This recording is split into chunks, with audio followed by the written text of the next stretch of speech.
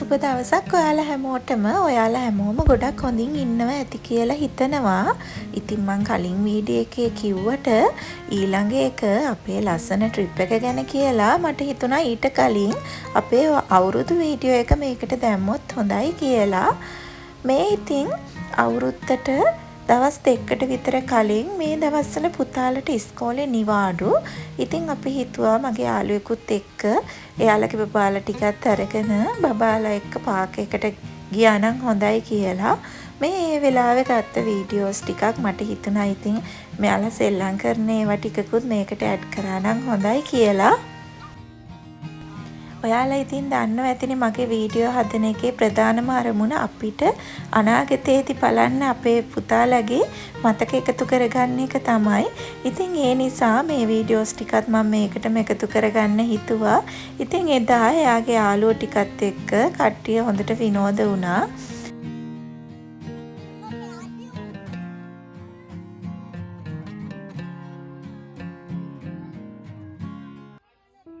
මේ මම ගෙදර ඇවිල්ලා මම දැන් මේ අවුරුද්දට සූදානම් වෙන ගමන් තමයි ඉන්නේ.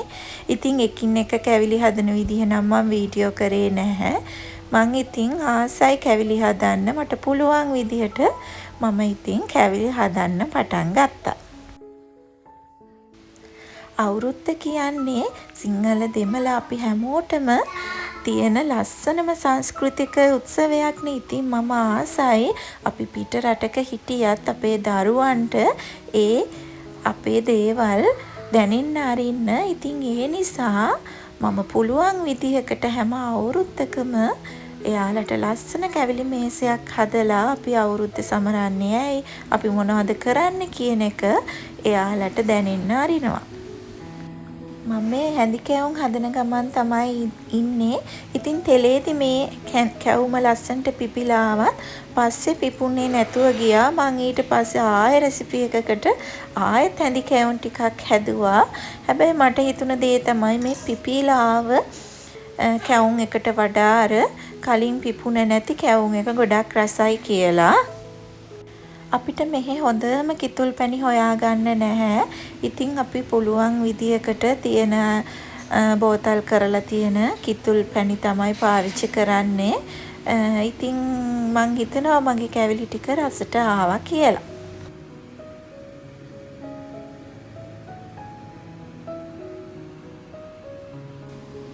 ගිය අවුරුද්දේ මම දොඩොල් හැදුවේ මයික්‍රෝවේව් එකේ. ඒ වුණාට මට මේ සැරේ හිතුණා මම හැඳි ගහලම හදනවා කියලා. ඉතින් මට හොඳ වීඩියෝ එකකුත් හම්බුණා. ඉතින් මම ඒකේ විදිහට දොඩොල් එකකුත් හැඳි ගහලා රස දොඩොල් එකකුත් හදාගත්තා. අවුරුදු කිව්වහම අච්චාරුත් නැතුවම බෑනේ. ඉතින් අච්චාරුවක් හදන්න කියලා පෙපොල් එකක් ගෙනාවා. පොත්ත කොළ පාටට තිබ්බට අන්තිමේදී ඒක ඉදිලා. ඒ වුණාට ඉතින් මම අතෑරියේ නැහැ. වටේ ටික රැහැලා අරගෙන අච්චාරුවකුත් හැදුවා.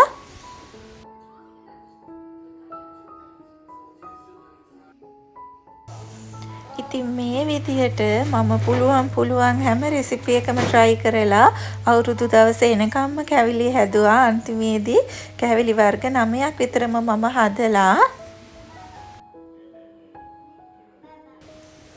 මේ අවුරුදු දවසේ උදේ අපිට නැකත්නම් තිබ්බේ හවස 3යි ගානකට. ඒ වුණාට අද හස්බන්ඩ් වැඩ නිසා අපිට නැකතට නම් චාරිත්‍ර කරන්න සිද්ධ වෙන්නේ නැහැ.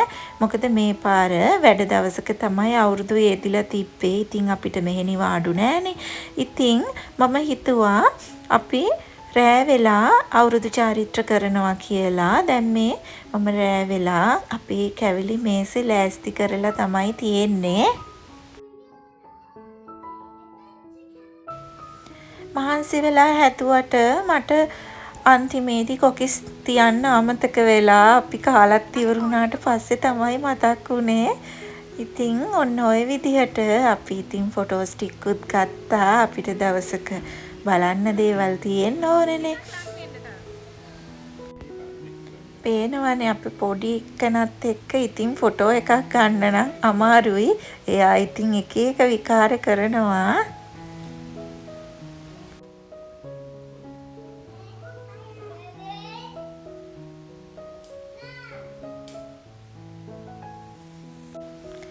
ඔන්න ඉතින් ඔය විදිහට අපේ පවුලේ කට්ටියම එකතු වෙලා අපි නැකතට නැකතත් චාරිත්‍ර ටික ඔක්කොම සිද්ධ කරා.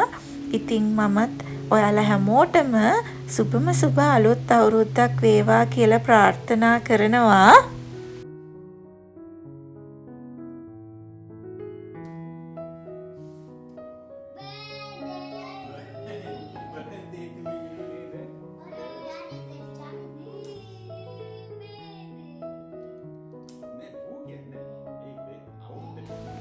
පේනවනේ අපේ චූටි පුතා හිතාගෙන ඉන්නේ මේ විදියට මොනවා හරි දැල්ලක් දැල්ලනවා නම් එදාට එතන බර්ත්ඩේ එකක් තමයි තියෙන්නේ කියලා.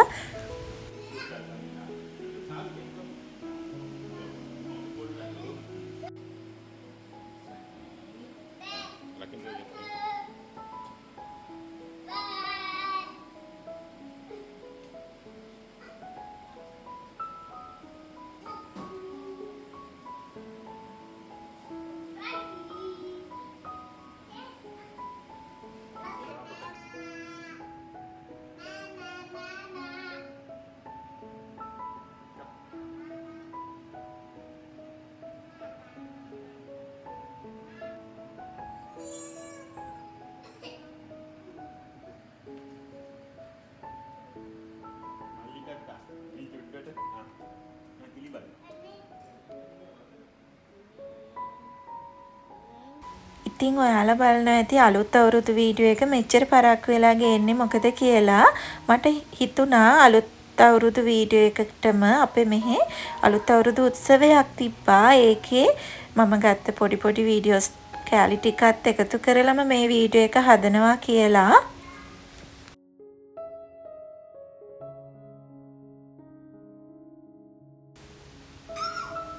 ඉතින් මේ අලුත් අවුරුදු උත්සවයේ දවසේ උදේ ඉතින් ලස්සනට මේ අලුත් අවුරුදු උත්සවය සංවිධානය කරලා තිබ්බා. ඒ වුණාට එදා අපිට මුළු දවසම නම් ඉන්න උනේ නැහැ. අපේ මෙන්න මේ චූටි එක්කනා එදා ටිකක් දඟ කරා. එයාට නිදිමතක් ඇවිල්ලා මොකද අපි කලින් දවසේ පාටියකට ගිහිල්ලා ගෙදර යන්න ටිකක් රෑ වුණා. ඊට පස්සේ එයාගේ සාමාන්‍ය දවල් නිදින වෙලාවට එයා අනන්න පටන් ගත්තා. ඊට පස්සේ ඉතින් අපි දවල් වරුව උනාට පස්සේ ගෙදර ගියා. ඉතින් ඒ අතරතුර තිබ්බ තරඟවලට අපේ පුතාලත් සහභාගී වුණා.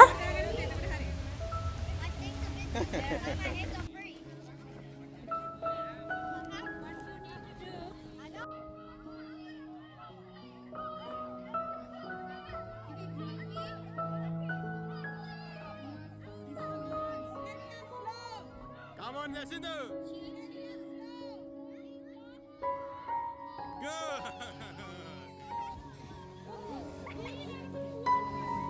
ඉතින් මම හිතාගෙන හිටිය විදියට නම් මට අලුත් අවුරුදු උත්සවයේ වීඩියෝස් ටික ගන්න බැරිව ගියා.